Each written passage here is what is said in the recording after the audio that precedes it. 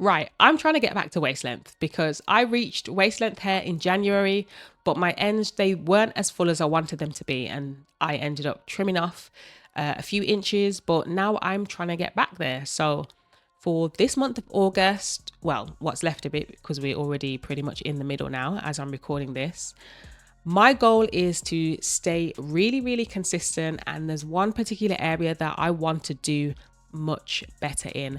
So stay tuned as I share with you what I'm doing in this month of August to get back to waist length. If you're new here, then my name is Celestine and I am on a journey of growing my hair from shaved to tailbone length, and I'm aiming to do that in 7 years.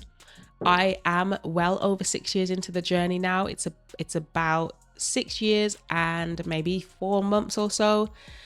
And as I said, I had gotten to waist length, but my ends were very, very kind of wispy and I wasn't liking it. Not gonna lie. Like, I wanted them to be a little bit fuller. I don't need them to be absolutely blunt. I don't need them to be absolutely perfect, but they just weren't as full as I wanted them to be. And so I decided to trim some of those ends off. And I noticed through that happening, or before that was happening, I discovered that basically I was potentially allowing my hair to get dry and then manipulating it. And that's one of the big no-nos when it comes to retaining your length. If your hair is dry, you don't want to be manipulating it at that point. Right now, you're able to see my exact wash day process. It starts really with my pre-poo. So that's what you're seeing me doing now. I am applying aloe vera juice, which has a little bit of tea tree essential oil and peppermint essential oil in there, sometimes, not all the time. And also then olive oil. And I just put that on my scalp and my hair, and then I put a plastic bag on and I leave that on for around about 30 minutes. So that's how I pretty much start my wash day.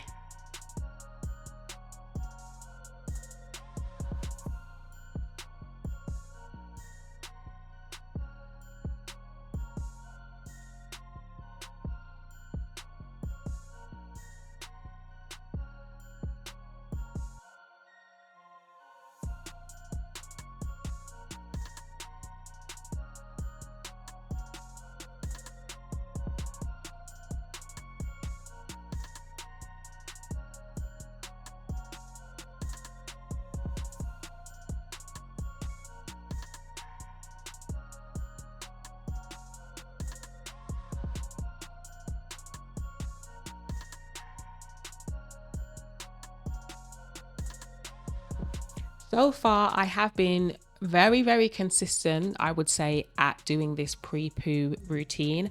Whereas prior to when my hair was thinning towards the ends, I wasn't consistent with doing this pre-poo routine at all. I had definitely drifted away from it. So again, this is another thing that I'm just remaining really consistent with so that I can start to see some much better results.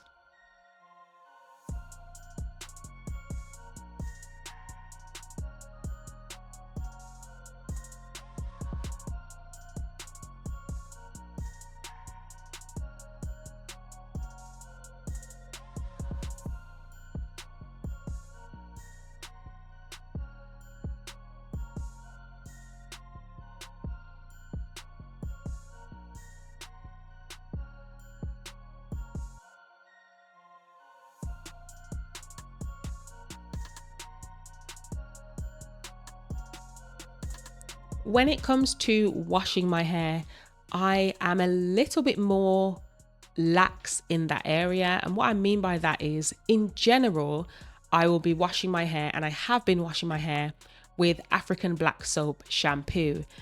That's a shampoo that I make as a DIY. I just make it myself. There's a local African and Caribbean grocery store near me, and I buy the raw African black soap and then I just make it into a shampoo. That has been working really, really well for me. I absolutely love the lather that I get from using that kind of shampoo. So in general, when I'm washing my hair, I will tend to just use that shampoo. However, what I will sometimes do is clarify my hair.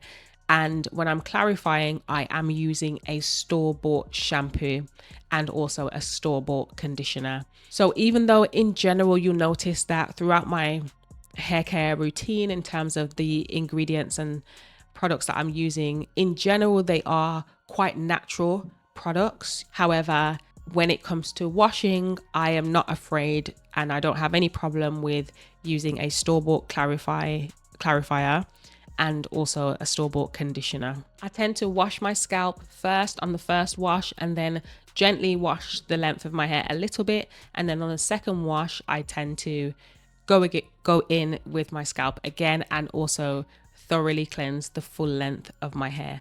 And I wash my hair every 2 weeks. That's pretty much without fail, every 2 weeks.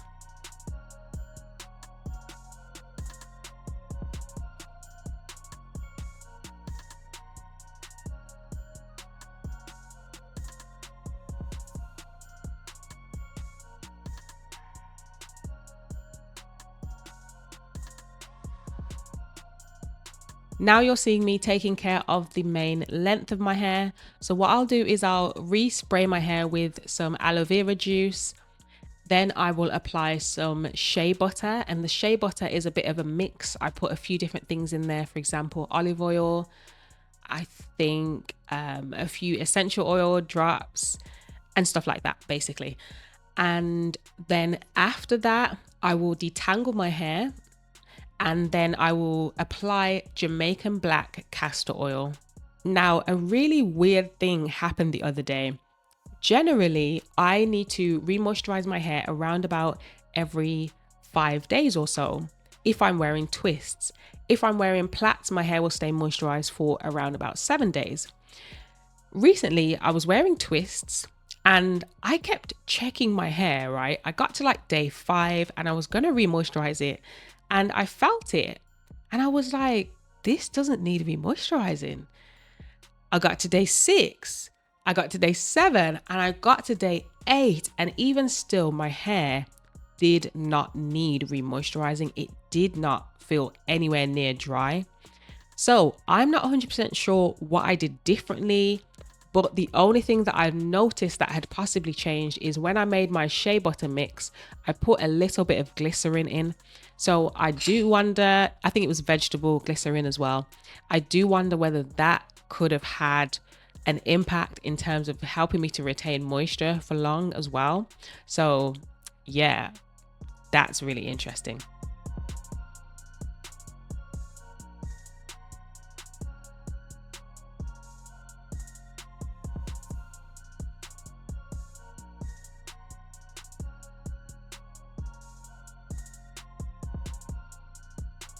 Now, I previously noticed that after I was washing my hair, I was allowing my hair to get dry, and then I was then, still trying to detangle it and retwist it, right?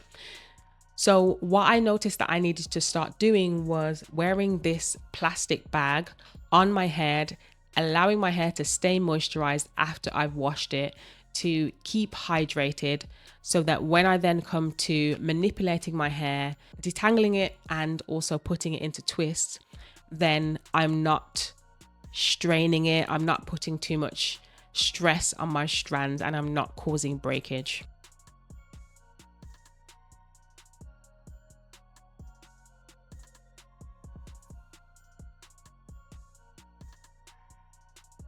And as I said, last time my hair lasted a good 8 days before it needed moisturizing. But in general, I tend to re-moisturize my hair every 5 days. I don't wait until my next wash day because, of course, that will be 2 weeks. My hair would get dry. And then once I'm manipulating it, it's just going to break off. So in general, every 5 days, I tend to be re-moisturizing my hair.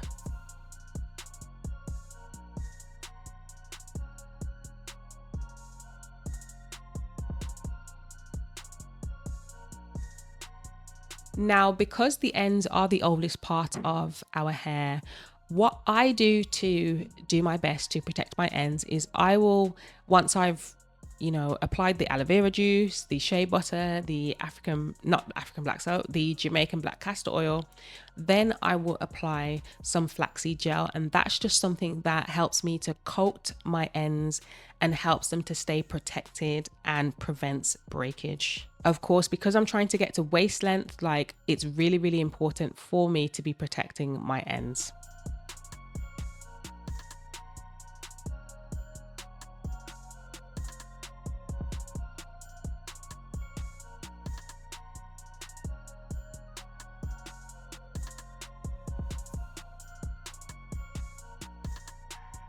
So far, what I feel that I've done well from the past 6 months or so, I would say, since I trimmed my hair, I've definitely been consistent to my wash days, with my moisturizing, with applying flaxseed gel to my ends, and also my nape as well. I've been protecting my nape. So I'll link a video above about how I do that. What I do think I need to improve on going forward is oiling my scalp more often and also massaging more consistently. I haven't been very consistent in that area. So that's something that I'm definitely going to improve on through the rest of this month of August so that I can get to waist length much quicker. And in order for me to get to waist length, there are also things that I'm not doing. So a few things that I'm not doing is I'm not constantly changing my products. I'm not trying, you know, a new routine or a new method every week. I'm not manipulating my hair every day. When I put my twists in on wash day, they stay in for the next 2 weeks. I'm not obsessing either about whether my hair is growing, you know, every few days, measuring it and checking it. I don't do that. And realistically, my main thing is just to repeat and constantly do what has been working for me before. And I noticed that I got from shaved to around about mid back length quite easily just by following a very simple routine, and I got distracted from that. And once I realized that I got distracted from it, I was just like, okay, let's get back to what worked before. So it's me just sticking to what has worked. So that's what I'm doing this month to help myself get back to waist length. But maybe you're watching this and maybe you're just trying to get to, let's say, around bra strap length. Now, I do have a video where I share exactly what I did to get to bra strap length for the very first time, because remember, I had never had long hair before either. So that video is on the screen now. Feel free to watch that next.